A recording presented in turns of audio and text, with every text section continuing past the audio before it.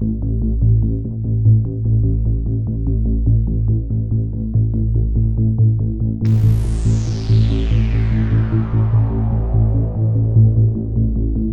everybody. This is the Disinformation Resilience Network podcast. And today we have a guest from Georgia here because of the recent events in Georgia that are ongoing since a couple of months. We want to hear what is actually going on. Please, Mariam, introduce yourself. Tell us you do a lot of things. I saw you in politics and analytics. So I'm very curious to introduce yourself better than I could do it.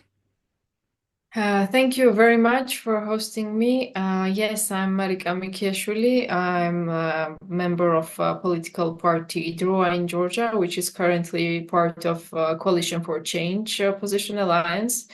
I'm DROA's foreign secretary. I also an academic. I teach at a university in Tbilisi, Alta University. I'm doing PhD as well in Tbilisi State University, but right now I have it on hold, not least so because the management, the rector of the university is a regime enabler. So, um, but I would say that the thing that I do the most daily is Twitter. So I provide news updates and analysis on Twitter. Yeah. I remember that the change in the transformation, the unfortunate transformation in Georgia is going on since already a couple of years. And when I was for instance, in Tbilisi in 2019, I saw rallies. There was a constant rally, even with tents in front of the parliament. And then I was again in Tbilisi in 2022, and the whole square around the parliament, it was not allowed to protest anymore. Can you give us some insights? How is it with protesting now? How are the laws? How is the situation for the protesters? How is democracy doing in Georgia? Well, there's no democracy in Georgia. For the longest time, they tried to window dress things and pretend democracy through some facade. But yes, Georgia is rapidly descending into consolidated autocracy, not even some semi or hybrid or anything. And that is no exaggeration, no, I don't know, like call in advance. It is a fact. As for protests, well, the protests are ongoing daily, of course, but the regime now imposes heavy fines on protesters arbitrarily. So what they say is that people are artificially and illegally blocking the road at the parliament. And for that reason, they impose fines on individuals that equals 5 times the monthly median salary of a Georgian. So if most Georgians make 1,000 Georgian money, lari, a month, which equals around 320 euros, I think. Yes, the fine for blocking road is 5 times that.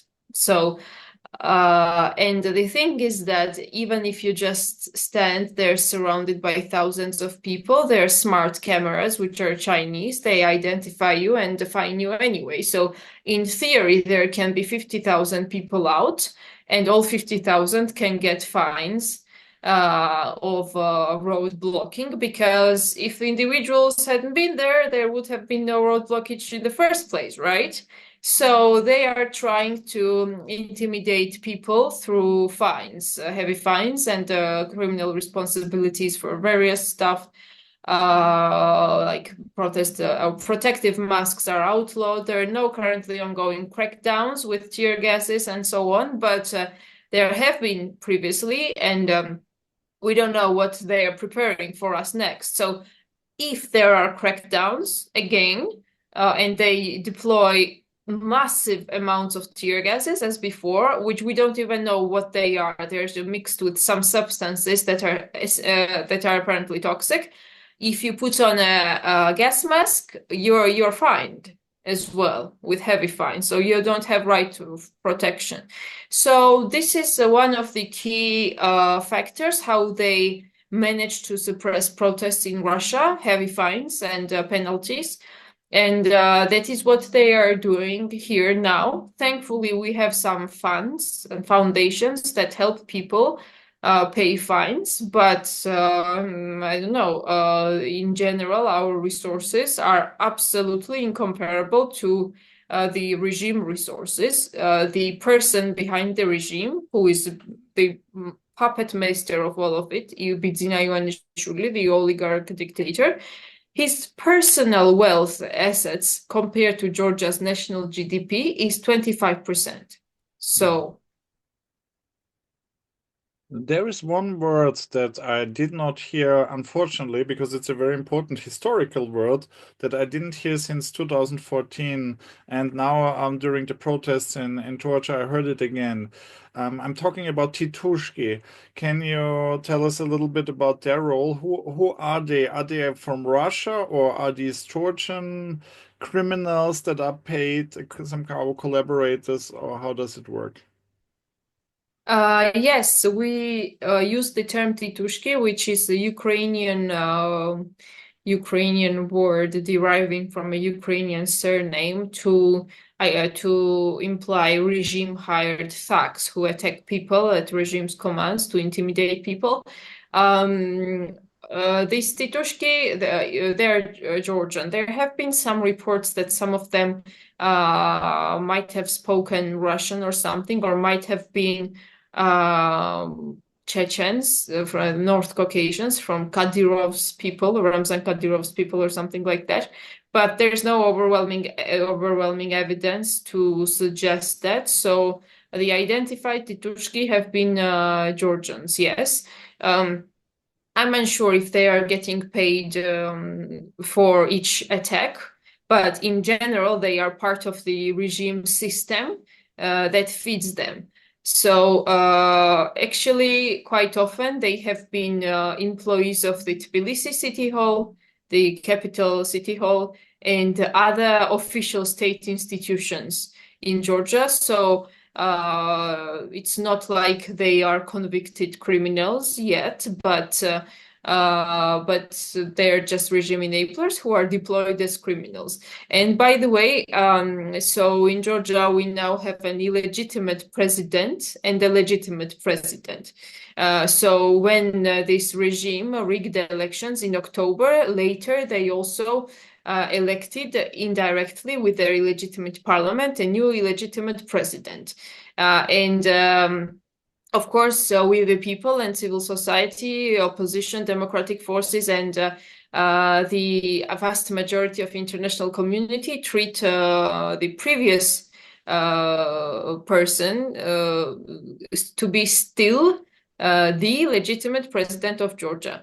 But nevertheless, the regime treats the illegitimate one as the president, so they made him issue a decree of pardon to 613 prison inmates, and we have suspicion and information that many of those pardoned inmates will be used as titushki by the government against us.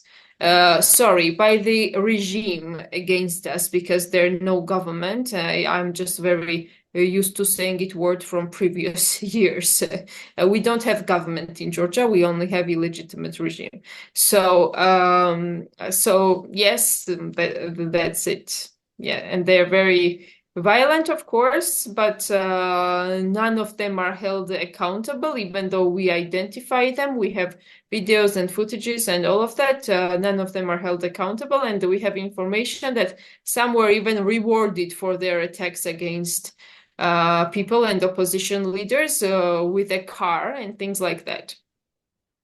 What I've witnessed since the events got more heated up and more bigger is that the usual suspects, I would say, of in the German-speaking world, we said Putin-Versteher, yeah, so people who somehow excuse and justify the actions of the Russian regime. They when they mentioned Georgia, then they did it in a way like with extreme neutralism or even against the protesters and backing up the government somehow. Yeah, they do it usually they do it quite subtle. Others are not so subtle, and this is also something that we saw before. For instance, in 2014, they say things like everybody who is protesting, these people are paid, they are puppets by NATO or by the West or something like that. Um, what is the situation? I mean, how do people in Georgia, I mean, when they are standing in the cold protesting for their rights and for their agency, because it's also this narrative is about denying people an agency. They make people an object instead of a subject, and we see that the same people who say, for instance, that the war that Ukraine is defending itself against Russia, that it's just a proxy war and all these things. So, how do you feel about such narratives, especially when they come from actors in the West and I guess in many cases agents of influence who have some connection to Russia? Yes, well, the narratives are the same in Georgia as there were in Ukraine in 2014 and elsewhere also, wherever Russia going on, they deploy the same narratives in their former colonies, let's say, which they still want to be their colonies. And yes, the propaganda is that the protesters are all paid, and they put a lot of emphasis that protesters are somehow wealthy and backed by wealthy people, while, as I said, the entire resources, financial resources and state resources are on the regime side. It's also that we are anti-patriotic, Satanists, anti-faith Satanists, or we are all gays, of course, the anti-LGBT propaganda. And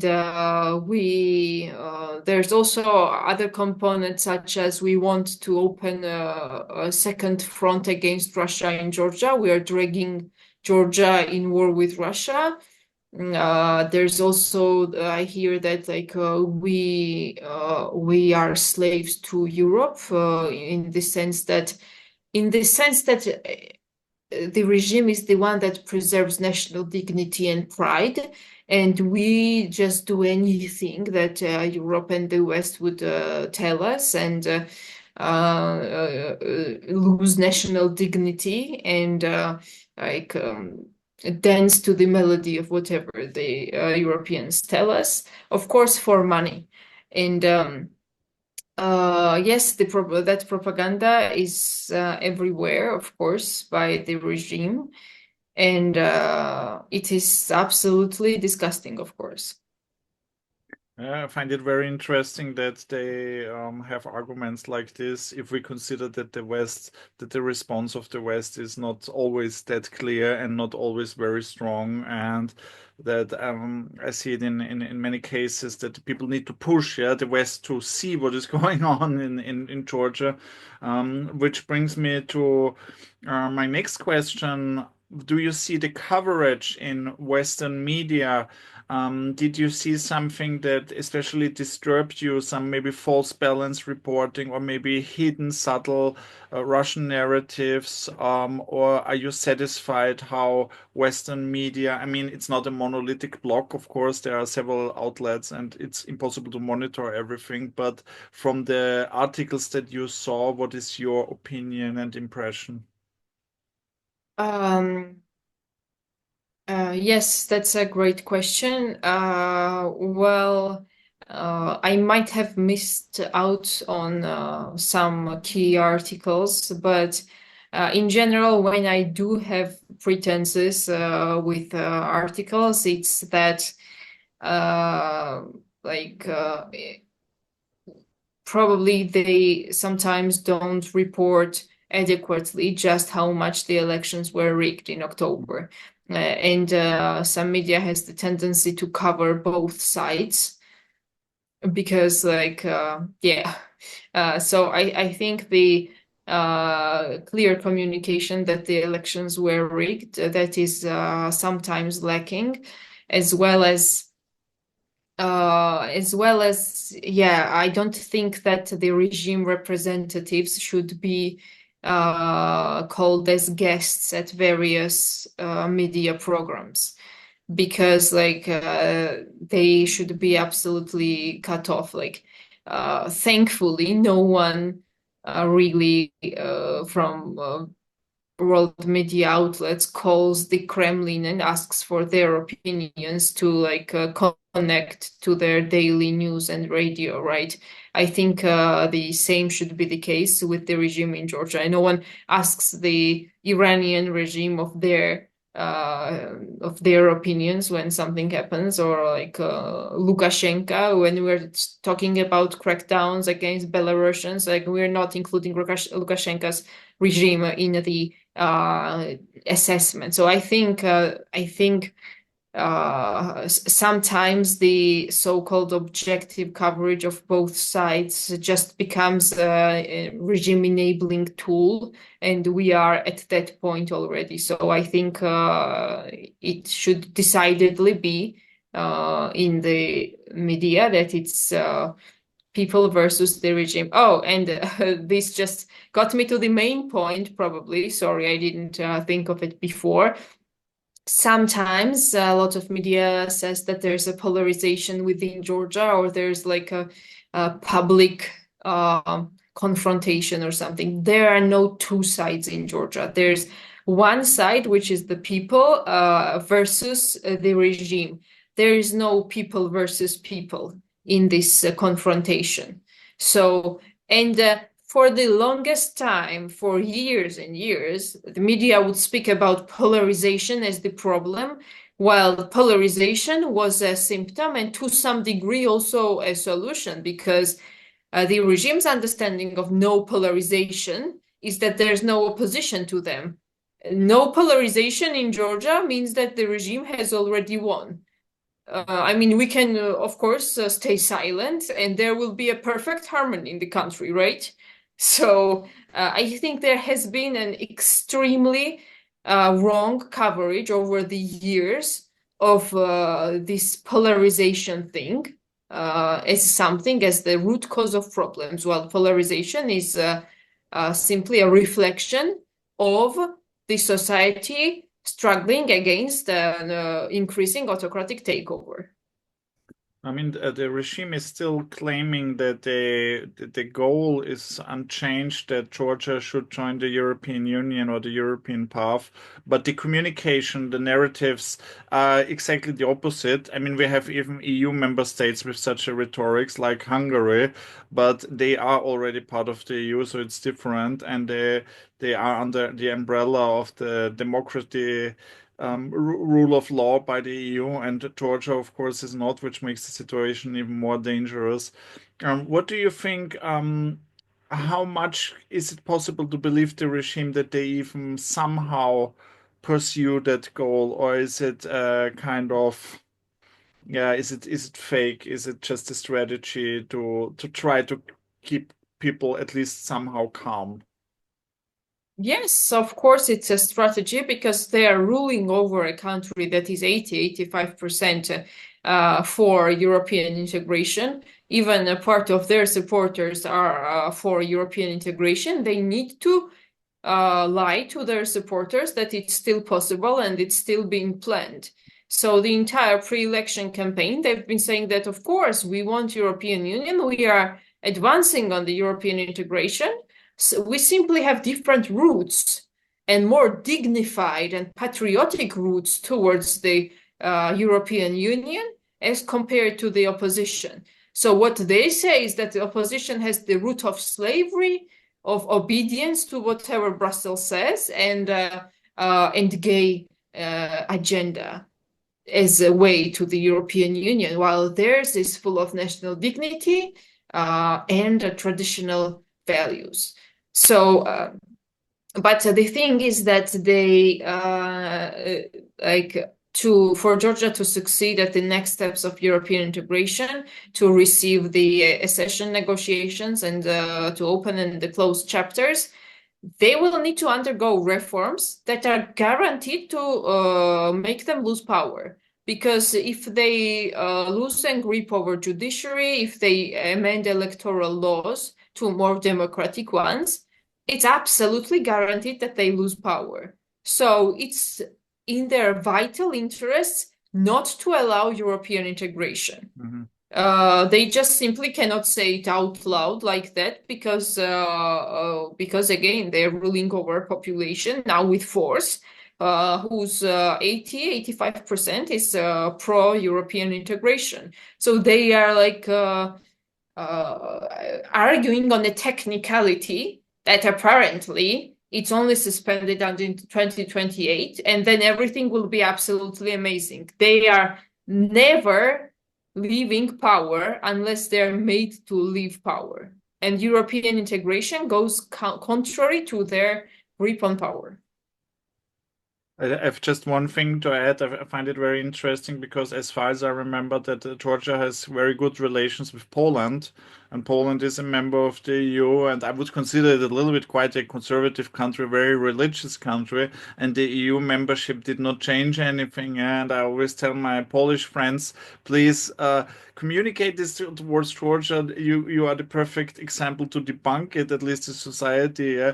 I mean, so this argument that the EU is controlling the values of family, that you're not allowed to have kids. This is all Russian propaganda, but I think we know it. I hope everybody else will also know it in the future. So thank you very much for all the insights and the information. I hope we can stay in touch. I will add your X link so the people can reach you on Twitter, X, however you want to call it. And thank you very much for all the information, and stay safe. And I wish you all the best. Thank you so much. It's been my pleasure. Thank you. Have a great day.